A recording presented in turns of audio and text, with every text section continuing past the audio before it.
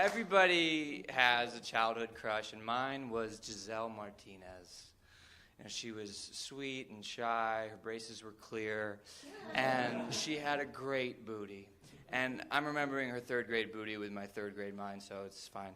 And at the time, I was really into Nintendo, into Mario Brothers. In the game, you're trying to rescue the princess. That's the backstory. And at the end of every level, you see the princess, and then she's kidnapped. You have to go to the next level to get her.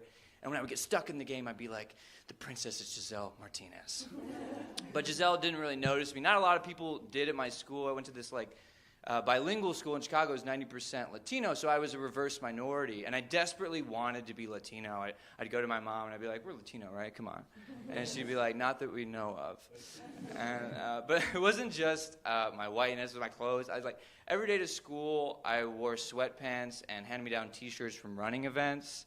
And, the other kids wore, Levi's and those T-shirts with, Bugs Bunny and Tweety dressed as Crisscross. But in third grade, I got seated next to Giselle Martinez, and I found that I could make her laugh. And I did, a bunch. And one day, I had her cracking up. I was just killing it. And she just catches her breath. She goes, oh, Michael, I like you. You're so funny. And my face flushed, and the next couple days, that's just playing in my head over and over again. I was like, it's time to do something about this. So my birthday was coming up. I was like, I'm going to invite her to my party. So I brought some invitations to school. I waited till the end of the day, and she was putting on her coat. I walked up to her, and I was like, Giselle, this is an invitation to my birthday party. You can come if you want or not. Boom. And I was out before she could say anything. The day of the party comes. I'm nervous, but I'm dressed to impress. I got my favorite yellow sweatpants, my turkey trot T-shirt, like a turkey with running shoes. And doorbell rings, and it's Aaron Schreiber. Okay, then the doorbell rings again, and it's Dan Sturmer. It's just me and the other reverse minorities just hanging out. On Monday, I go and sit down, in my seat next to Giselle, and I'm like, how was your weekend? She's like, fine.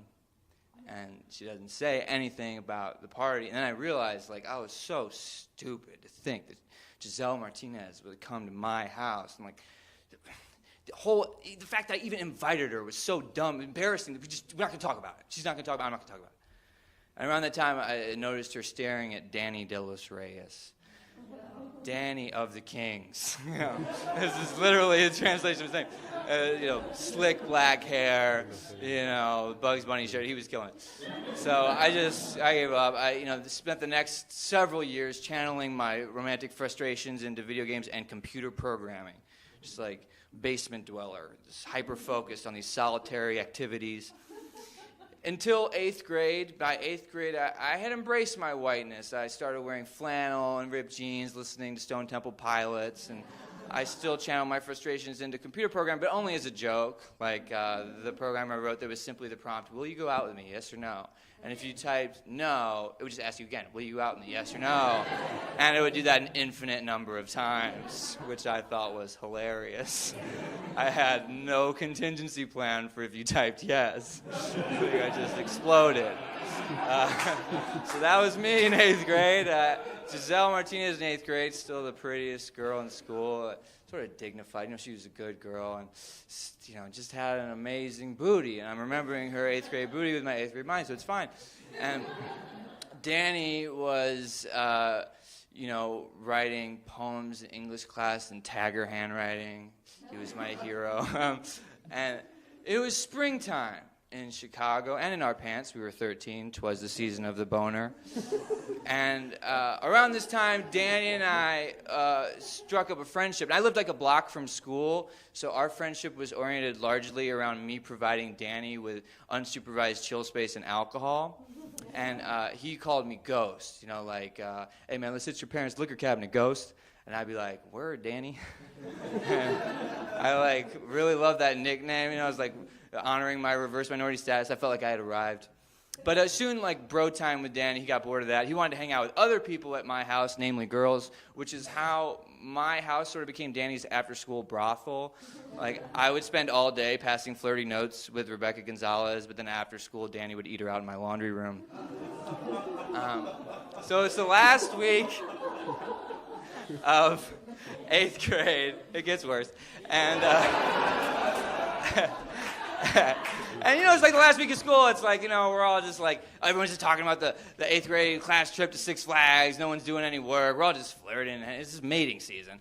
And Danny announces that he's bringing Giselle Martinez to my house. Now, by this point, I've given up hope on Giselle. It's like she was never going to be interested in me. She made her all the more attractive. She's the princess, just always out of reach. And so I was like, I guess living vicariously through Danny is the best I'm going to do. Sure, So 5 years after ignoring the invitation to my party, Giselle Martinez is in my house. And I'm really giving her, VIP treatment. I'm like, would you like some water? Which, now is second nature, but 13-year-olds, would you like some water? And I'm like, I'm not going to put him in the laundry room. She's dignified. I'm going to put him in my parents' bedroom with a king-size bed. And so I go up there just to make sure everything's clean and clear. And I go into the room, and I see the family camcorder just sitting on the dresser. And without thinking, I just grab it, set it up in the corner of the room on a shelf, drape a shirt over it, press record.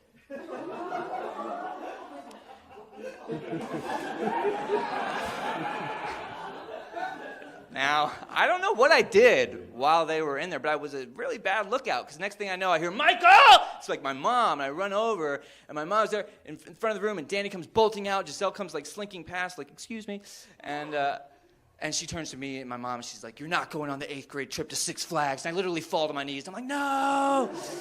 But she didn't notice the camera. No one did. So a couple minutes later, I sneak back in. I get the camera. I take it to my room, and I'm like, oh, my God, what's on this tape? And my heart's thumping with anticipation, and I rewind the tape, stick my eye to the viewfinder, and there, in black and white, is my little brother building a sandcastle. I'm like, oh, shit, I rewinded too far. Fast forward a little bit, and there, in black and white, is Giselle Martinez and Danny De Los Reyes on my parents' bed, making out, and he's feeling her up, first over the shirt, then under the shirt, causing her shirt to lift up, exposing her belly and her black lace bra. I fast forward a little bit. Now she's on top of him, dry humping, and he squeezes her booty. Now by this point, I am totally hard. But the viewing situation is not optimal. So I'm like, all right, let me grab the RCA cables and plug this in. Then I'm like, are you really? And then I'm like, yes, I am. And I lock the door. I press play again, and now, instead of grainy black and white, there's color and there's sound, and I can see the brown of Giselle's belly, and I can hear the soft smacking of their lips. She's got on these tight jeans, little camel toe situation, and Danny starts rubbing it like an expert, and there on my screen is Giselle Martinez like I've never seen her, face flushed, body writhing, and I start to jack off to my childhood crush. After I came, I felt kind of weird. I had jacked off to porn before, but never to people I knew who had no idea they were being filmed. And over the next couple of days, it kind of started to eat away at me. I was like, I got to tell Danny about this. And I didn't know how he was going to take it, This is how he took it. Bro, you should have told me. I would have gotten her clothes off. So that almost worked out, except that Giselle didn't take it as well. I don't know how she found out, but she did, and she wouldn't look at me for that last week of school. And I wanted to make it up to her somehow. I didn't know how. And I find myself at a party with her, right after graduation, and I see her, and I'm feel so weird being around her. And I see some kids in the back room. I go back there, and they're smoking a blunt. I get more stoned than I've ever been in my life. And I come out, I'm like, now I can handle this. And I go up to her, and I'm like, Giselle, look, I just want you to know I'm sorry about, And she's like, you're sick, Michael. And I'm like, yeah, I know. Bye. And I just run out of that party and down the street.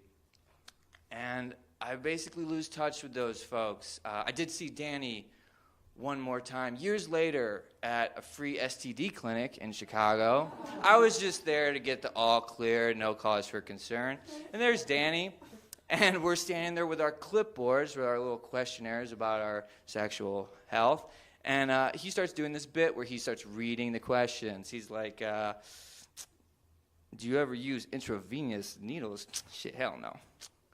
Have you ever had anal sex? Man, get the fuck out of here. Do you currently have any STD symptoms? And he just looks at me and he goes, why are you here, bro?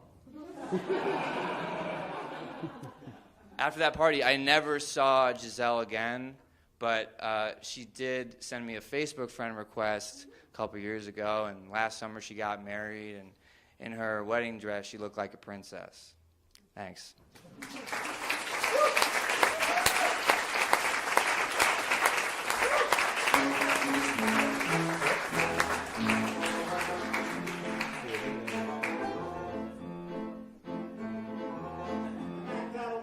Jump, jump, David, make it.